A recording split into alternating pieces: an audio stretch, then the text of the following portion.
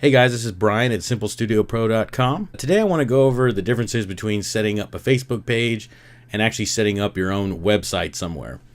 Now, to set up your own website somewhere, you can use a service like SquareSpace, or you can use Wordpress.com, or you can use Wordpress.org, which is where you host the website yourself. So I just kind of want to go over the basics of that if you're a photographer.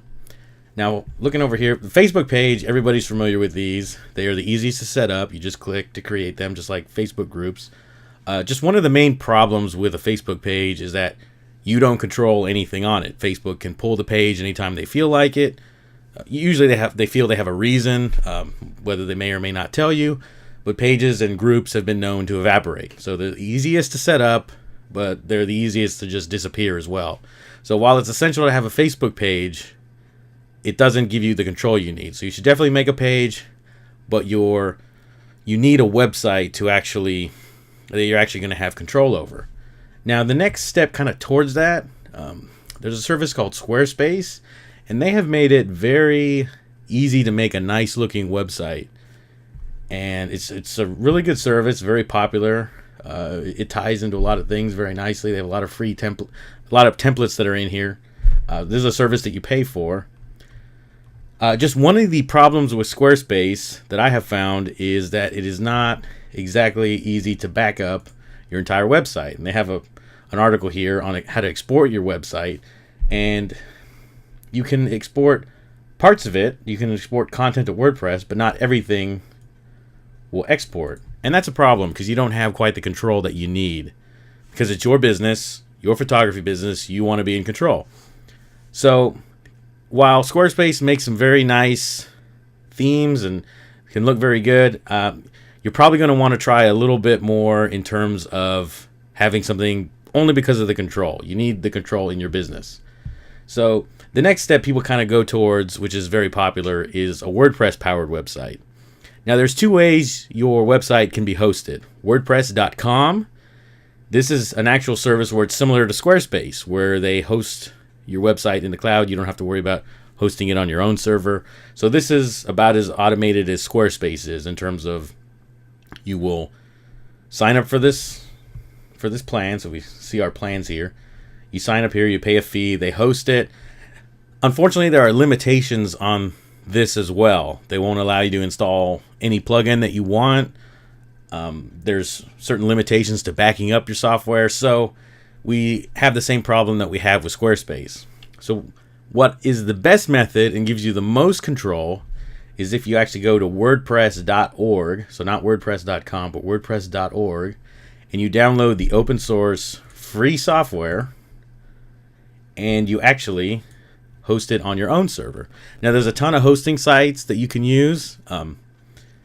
The problem with web hosts is that they vary over time. So their quality. So a company that is good 1 year may not be good another year because a lot of these web hosting companies get bought and sold. They get consolidated.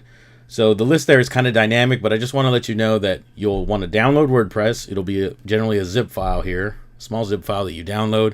You will upload it to your server, and then you will be in complete control.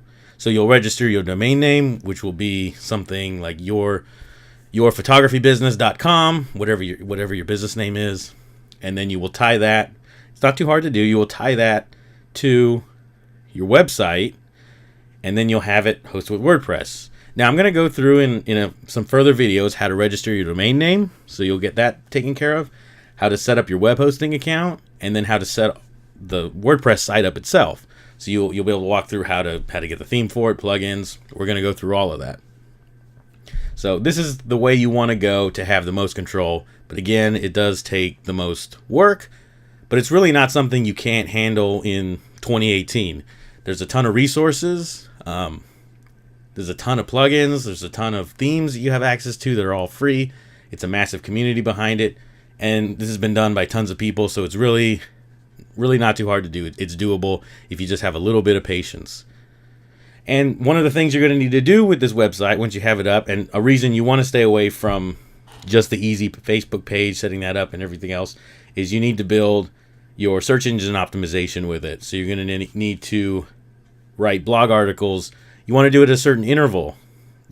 That might be weekly that you do it, Might be as late as every month if you want. You probably don't need to do it every day. That's a bit much, and you'll probably get burnt out.